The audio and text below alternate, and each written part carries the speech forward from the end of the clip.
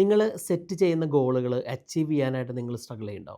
അല്ലെങ്കിൽ മറ്റുള്ളവർ എങ്ങനെ എന്ത് നിങ്ങളെപ്പറ്റി ചിന്തിക്കുമെന്ന് കരുതിയിട്ട് നിങ്ങൾ ചെയ്യാൻ ആഗ്രഹിക്കുന്ന കാര്യങ്ങൾ പലതും ചെയ്യാതിരിക്കുന്ന ആളുകളാണോ നിങ്ങൾ?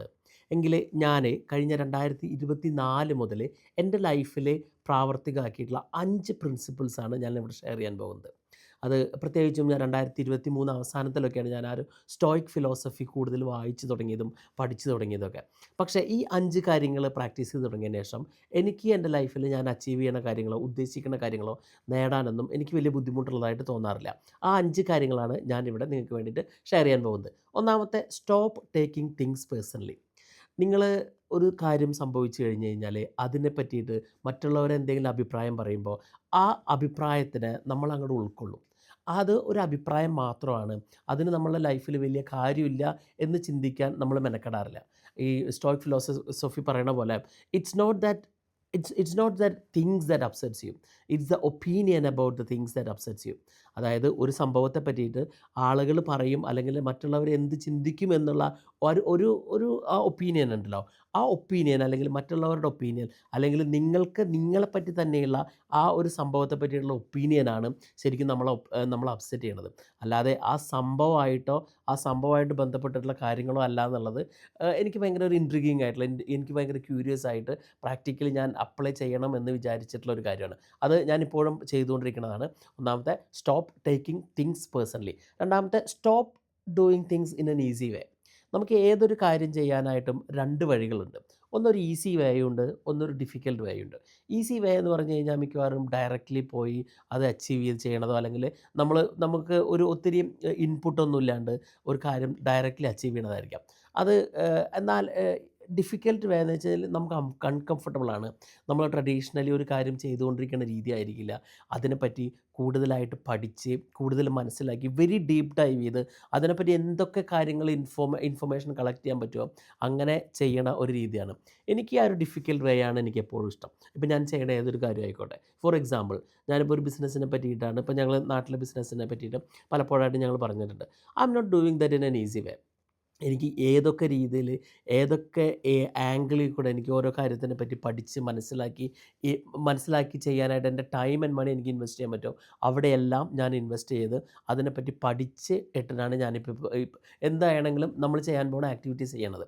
അല്ലാതെ നമുക്ക് ഒരു ChatGPT വഴിയോ അല്ലെങ്കിൽ റാൻഡം ഇൻഫർമേഷൻ കിട്ടുന്ന വഴിയോ ക്വിക്ക് ആൻഡ് ഈസി വഴിയിലൊക്കെ നമുക്ക് ചെയ്യാൻ പറ്റും. പക്ഷേ നമ്മൾ ഒരു കാര്യത്തെപ്പറ്റി മനസ്സിലാക്കി ഡീപ്പ് ഡൈവ് ചെയ്ത് പഠിച്ച് ഒപ്പം തന്നെ നമുക്ക് അത്തരം നെറ്റ്വർക്കുകളിൽ ചെന്ന് അത്തരം ഒരു വെരി സ്ട്രോങ് ബേസ് ഓഫ് നോളേജിനും നമ്മളെടുക്കുന്ന തീരുമാനങ്ങൾക്ക് ഭയങ്കര വ്യത്യാസമുണ്ട്.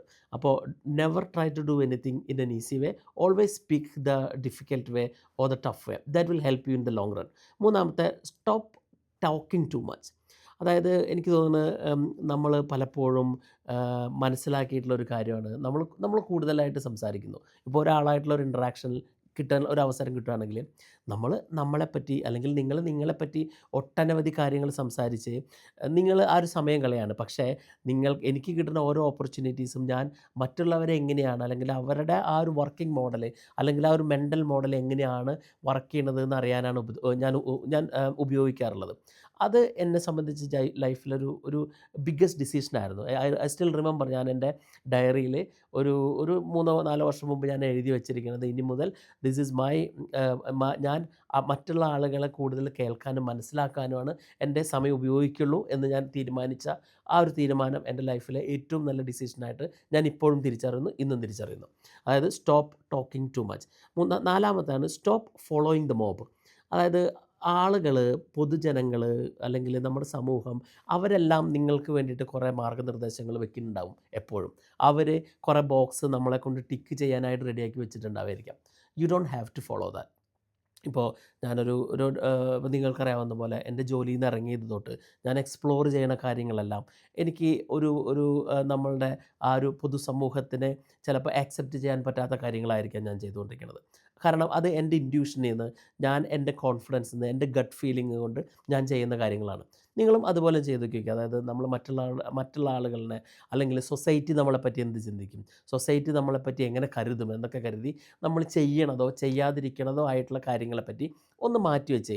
ആ ഒരു പൊതുവായിട്ടുള്ള സമൂഹം തുടരുന്ന രീതിയിൽ തന്നെ ജീവിക്കണം എന്ന് എന്തോ ഒരു എവിടെയും എഴുതി വെച്ചിട്ടൊന്നുമില്ല. You think about yourself first. അതായത് നമുക്ക് ആദ്യം ആ ഒരു ഫസ്റ്റ് പ്രിൻസിപ്പൽ തിങ്കിങ് എന്നൊക്കെ പറയണ പോലെ നിങ്ങൾ നിങ്ങളെപ്പറ്റി നിങ്ങളുടെ തീരുമാനങ്ങൾ, നിങ്ങൾക്ക് ലൈഫിലൊരു പ്രിൻസിപ്പിൾ ഉണ്ടായി ഒരു റൂൾസ് നിങ്ങളുടേതായിട്ട് തന്നെ സെറ്റ് ചെയ്തിട്ട് ജീവിക്കുകയാണെങ്കിൽ ഇറ്റ് ഈസ് കംപ്ലീറ്റ്ലി ഡിഫറെൻറ്റ്.